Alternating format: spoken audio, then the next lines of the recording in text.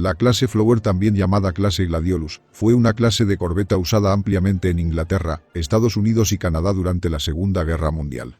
En los inicios del conflicto, la Royal Navy empleó a varios astilleros para su construcción. Dado que uno de ellos estaba en Francia, la captura del mismo por los alemanes les permitió hacerse con las 4 unidades que allí se encontraban en construcción. Normalmente la construcción llevaba entre 23 días y un mes, fabricándose unas 200 unidades. Su numeral estaba antecedido por la letra K. Básicamente eran navíos de 940 toneladas de desplazamiento, una planta propulsora de 4 cilindros de triple expansión con una caldera Scott de 2750 HP que impulsaba una sola hélice y que le permitía alcanzar unos 16 nudos, con una autonomía de 4000 millas náuticas a 12 nudos. Estaba dotada de un radar centimétrico tipo 271 de superficie. Su dotación era de 47 oficiales y marineros. Tenía un puente descubierto, en algunos casos cerrados, y un puente timonera cerrado de navegación sencillo. Su distribución interna estaba muy bien estudiada para aprovechar el espacio. La tripulación tenía camarotes a proa y a popa y la oficialidad al centro. Su blindaje y protección antitorpedos era nulo, y ese defecto, si se quiere llamar de este modo, produjo muchas pérdidas de unidades por encuentros con submarinos alemanes. Muchas de estas corbetas se crearon un renombre, como la HMS Blue Belle, K-80, la HMS Snowberry, K-166 y la HMS Sauki, entre otras. Después de la guerra, las sobrevivientes fueron desguazadas o vendidas a diferentes países e incluso a particulares. En algunos casos se les utilizó como barcos arponeros de apoyo a flotas balleneras. Los escoltas de la Royal Navy, diseñados y construidos en su mayoría durante la Primera Guerra Mundial, contaban ya con unos 20 años de servicio y no parecían adecuados para hacer frente a la amenaza que representaban para Gran Bretaña los submarinos alemanes. Ante la inminente guerra, se buscaban a finales de la década de 1930 nuevos escoltas costeros de convoyes, rápidos y baratos de fabricar. A inicios de 1939, el almirantazgo publicó las especificaciones para un nuevo tipo de escoltas que debían tener un casco bien compartimentado, estar equipadas con ASDIC y un equipo simplificado que pudiera ser usado por los reservistas, que en caso de guerra formarían sus tripulaciones. Los nuevos escoltas recibirían el nombre de Flores, de ahí el de su clase Flower. Su bajo coste, simplicidad y rapidez de construcción permitiría disponer de gran número de unidades de escolta. Además, el uso de motores y otro equipo civil facilitaría el manejo por parte de las dotaciones de la Royal Navy Reserve, que estaban familiarizados por servir en la marina mercante. Para ahorrar tiempo de construcción y costes, las corbetas se basaron en el diseño de un ballenero y así se dio respuesta a la necesidad del almirantazgo de contar con buques escolta antisubmarinos baratos y rápidos de construir. Se pagó el precio del diseño de su casco con la pequeñez de los compartimentos de la tripulación, que hacía que las condiciones de vida a bordo fueran muy duras. Su buen rendimiento hizo que ante las necesidades de la guerra se convirtieran en los escoltas oceánicos más numerosos durante la primera mitad de la guerra. Una vez la necesidad apremiante fue cubierta, fueron dejando paso en la Royal Navy a las mejor diseñadas fragatas de la clase River y las corbetas de la clase Castle. La primera corbeta fue completada en 5 meses y medio y las siguientes a una media de una cada 3 semanas y media. El coste de cada una era de unas 90.000 libras. Fueron diseñadas con algunas variantes conjuntamente entre el almirantazgo y los astilleros Nitzdog Company y se basaron en el diseño de un ballenero polar tipo Southern Pride. El objetivo de estos navíos era la lucha antisubmarina, patrulla y misiones especiales de minado, variando de este modo su disposición en cubierta. Tenían un mástil central colocado ya sea delante o detrás del puente principal. De proa alta y casi recta, popa tipo redonda y con unas cortas quillas de pantoque, fueron buques muy marineros en mar gruesa. Principalmente existieron 2 tipos diferentes. Las clase Flower originales, 225 embarcaciones construidas entre 1939 y 1940, y las clase Flower modificadas, 69 embarcaciones, algo más largas y con mejor armamento. Las clase Flower modificadas tenía el castillo de proa más alargado y su peso adicional mejoró la estabilidad y velocidad. Otra variación era el puente abierto y con alas, donde se montaban los montajes Oerlikon de 20 milímetros y contaban además con un radar tipo 271. El perfil del navío contaba con una proa más alta y de mejor navegabilidad. Muchas de las corbetas de la clase Flower original fueron poco a poco incorporando las modificaciones, aunque normalmente solo algunas de dichas modificaciones, dando lugar a gran variedad de niveles de modernización y de aspecto.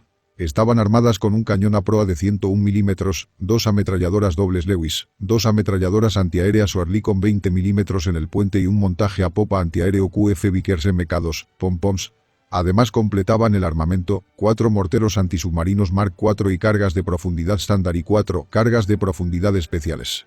Fueron usadas principalmente por el Reino Unido, Estados Unidos, Noruega, Francia, Canadá, Polonia e incluso Alemania, 4 capturadas, en labores de escolta de convoyes en el Atlántico y en la ruta Escocia-Murmansk en la ruta de suministros a la Unión Soviética, además en labores de guardacostas y patrullaje antisubmarino, donde cosecharon muchos éxitos.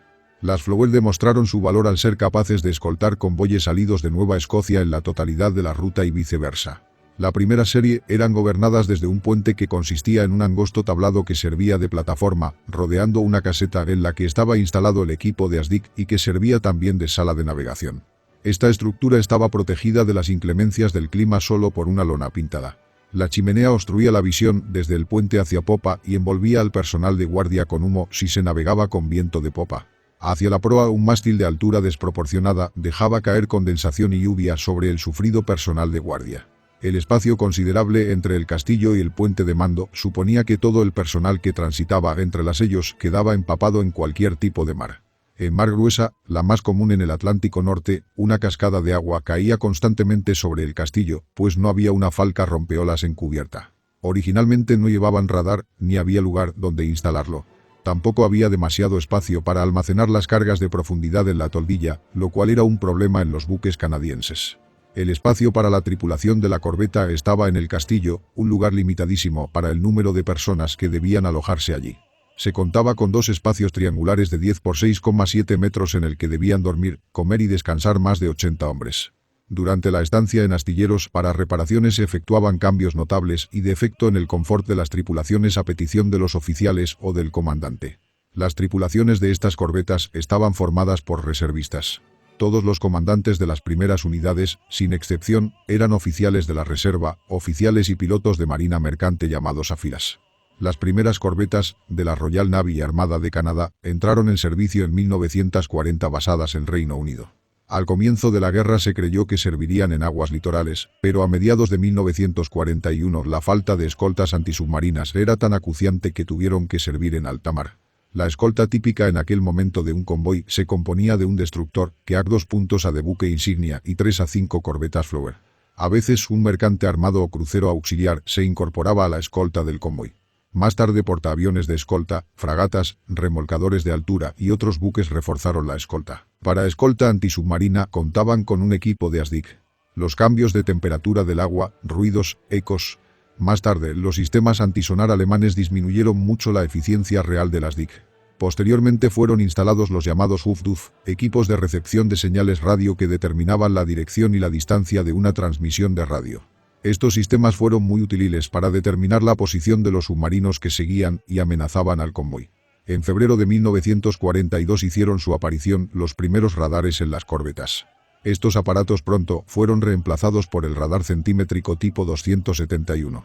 El radar permitió a las corbetas detectar a los submarinos en superficie durante la oscuridad de la noche, la neblina o el humo espeso, siendo el arma decisiva con que las corbetas Flower contribuyeron a ganar la batalla del Atlántico. Las corbetas cambiaron su misión durante la Operación Torch, escoltando a las fuerzas estadounidenses al norte de África. Esto exigió retirar muchas corbetas de la escolta en el Atlántico Norte y su impacto fue casi catastrófico. En la invasión del continente europeo en 1944, las corbetas Flower no fueron retiradas de los convoyes, aunque a algunas se las dotó de equipos rastreaminas y participaron activamente en la invasión. Las características principales son: desplazamiento, 940 toneladas estándar, 1170 toneladas a plena carga. Eslora, 62 metros. Manga, 10 metros. Calado, 3 metros. Armamento: un cañón de 101 milímetros, un cañón múltiple pom-pom de 40 milímetros, 2 cañones Oerlikon de 20 milímetros, 2 ametralladoras Lewis, un mortero antisubmarino, 4 lanzacargas de profundidad, 2 racks para cargas de profundidad con 70 cargas.